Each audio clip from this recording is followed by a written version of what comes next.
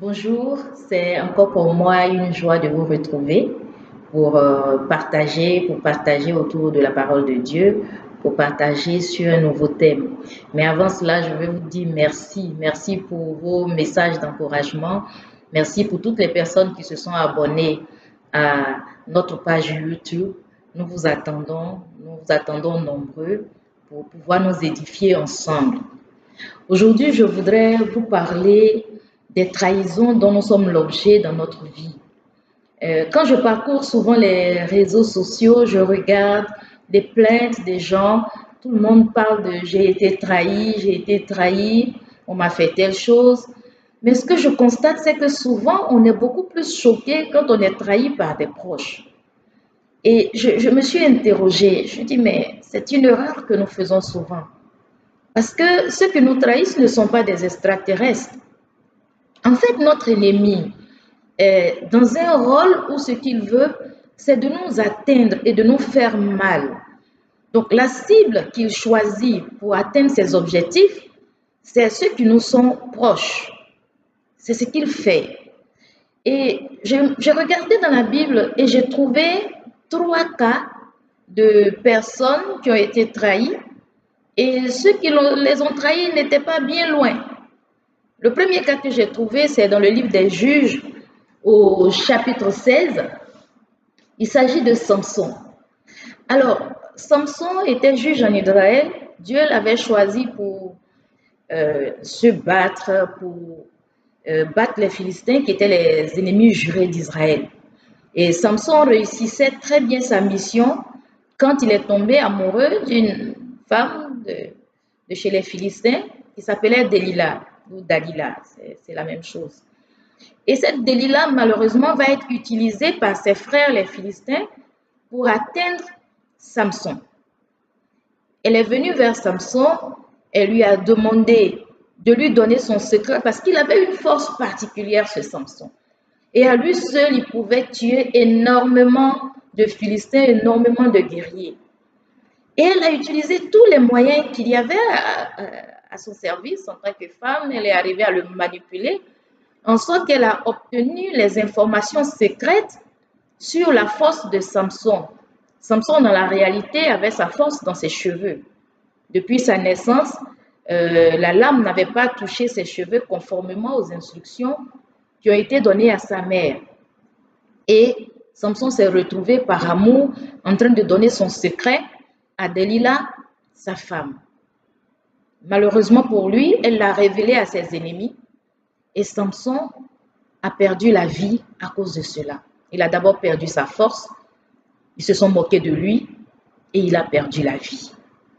Voilà un cas de trahison faite par une personne proche, l'épouse de Samson. Le deuxième cas de trahison dont j'aimerais parler avec vous, c'est le cas de Judas. Et là, c'est notre Maître, notre Seigneur Jésus lui-même qui en a été victime. Judas fait partie de ceux qui ont accompagné Jésus. J'ai regardé et j'ai vu qu'il avait été choisi au même titre que tous les autres. Comme les 12 autres, Judas a accompagné Jésus. Il remplissait sûrement les conditions pour faire partie des apôtres. Il fait partie de ceux qui ont mangé et bu avec Jésus. Les pains qui ont été multipliés, il était là. Pendant les miracles, il était là, lui aussi, Judas. Mais ça ne l'a pas empêché de trahir Jésus.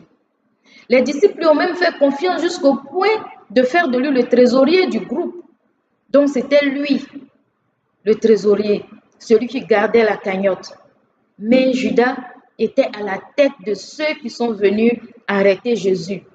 Et par un baiser, il a montré aux gens que c'était Jésus, celui-là même qui était recherché et qu'il fallait l'arrêter. Je me souviens que Jésus, dans Luc 22, lui a dit, Judas, c'est par un baiser que tu me trahis. Et oui, Judas faisait partie des proches, des gens du premier siècle, si je dois parler comme on le dit aujourd'hui, mais c'est lui qui a trahi Jésus. Le troisième cas de trahison, c'est Pierre.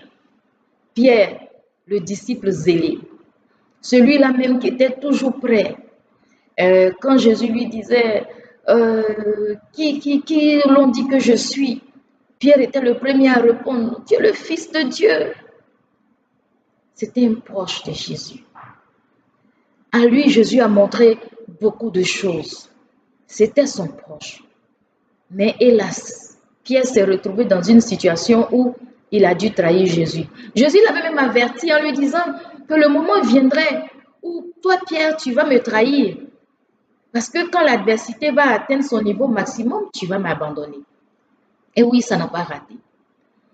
Une jeune servante est venue vers Pierre et l'a vu au moment où Jésus était en train d'être jugé. Il lui a dit, mais toi, j'ai l'impression que tu étais avec ce Jésus. Il dit, non, non, je ne le connais pas. À 3 reprises, Pierre a renié Jésus. Pourtant, c'était son proche. Pourtant, ils étaient tout le temps ensemble. Vous voyez, 3 cas de 3 personnes proches, mais qui ont trahi. Alors, je voudrais juste, je ne dis pas qu'il faut se méfier de nos proches. Non, ce n'est pas ce que je veux dire. Je veux dire que nos proches sont des cibles faciles pour l'ennemi afin de nous atteindre. Et si nous mettons dans notre esprit cette façon de voir les choses, nous serons moins choqués lorsqu'un proche va nous trahir, lorsqu'un proche va nous faire quelque chose qui va nous faire mal. Parce que de toutes les façons, il n'y a que celui qui te connaît le mieux qui peut t'atteindre facilement. Et l'ennemi est très fort dans la manipulation des personnes qui sont autour de nous. Alors, regardons désormais ces personnes qui nous trahissent et qui nous sont proches comme des gens qui sont dans un rôle. Et si nous voyons les choses de cette façon, alors notre attitude vis-à-vis de ces personnes va sûrement changer. Au lieu de les regarder comme des personnes qui nous ont trahis, qui ont été méchantes et tout ce qui va avec, nous allons les voir comme des personnes qui ont joué un rôle précis et qui étaient là dans un rôle qui leur a été assigné en ce moment-là. Mes amis, ceux qui nous trahissent ne sont pas des extraterrestres. Ce sont des êtres humains. Ce sont des proches. Et même quand ce sont des proches, ça ne veut pas dire que la trahison est plus grosse que quand c'est quelqu'un d'autre dehors qui nous a trahis. Je ne suis pas d'accord avec les gens qui disent « Ah, quand mon proche m'a trahi, vraiment, oui, je comprends, ça fait mal, certes, mais ils ont joué leur rôle et l'ennemi les a utilisés. » Ma prière pour chacun d'entre nous, c'est de faire en sorte que nous ne soyons pas les personnes que l'ennemi utilise pour faire mal à nos proches. Que nous ne soyons pas les personnes que l'ennemi utilise pour atteindre nos proches. Et en cela, je veux que nous soyons conscients que notre ennemi, le diable, il rôde. Il cherche qui il va attaquer. Jésus pouvait dire que le scandale devait arriver, mais malheur à celui par qui le scandale va arriver. Mes amis, ne soyons pas ces personnes-là par qui l'ennemi va passer pour atteindre nos proches. Pour ceux qui ont été trahis, je veux vraiment vous encourager à regarder les choses autrement. Changez de lunettes pour voir ceux qui vous ont trahis. Changez de lunettes pour voir ceux qui vous ont abandonné. Et si vous les regardez avec les lunettes de notre Dieu, alors votre approche va changer. Ceux qui nous trahissent ne sont pas des extraterrestres. J'aimerais au moment de terminer cette vidéo prier avec vous, prier pour chacun d'entre vous. Seigneur Père éternel, je viens au pied de toi qui guéris les blessures. Ta parole dit que par tes maîtressures, nous sommes guéris. Et je crois que tu accordes la guérison aux personnes qui viennent devant toi avec sincérité, avec honnêteté pour t'exprimer leur douleur. Plusieurs personnes ont mal au cœur parce que blessées, trahies par des proches. Seigneur, je te prie pour la personne qui m'écoute et qui a été trahie par un proche et qui a mal et qui veut se venger. Seigneur, parle à son cœur. Parle à son cœur et apaise cette personne. Donne-lui de regarder à toi. Donne-lui d'avoir une autre approche.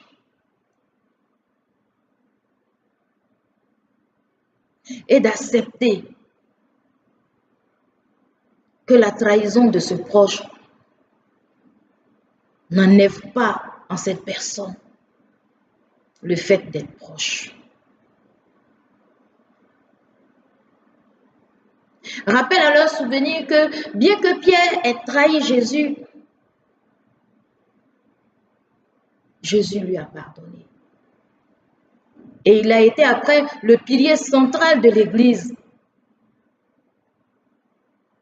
Quand Jésus lui disait, tu es Pierre, et sur toi je bâtirai mon Église.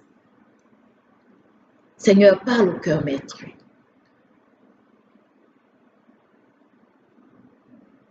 Parle à ceux qui ont mal et apaise leur cœur. Au nom de Jésus, j'ai prié. Amen. En tout cas, merci beaucoup d'avoir visionné cette vidéo. Partagez-la, likez. Ainsi, nous allons pouvoir continuer de venir vous parler de la part du Seigneur. Celui qui a besoin de prière, n'hésitez pas à nous contacter. Celui qui a besoin de discuter, n'hésitez pas à nous contacter sur notre page Facebook, Catherine Guessan sur Facebook. Merci beaucoup. Que Dieu vous bénisse abondamment. Excellente soirée. Que Dieu vous garde. Amen.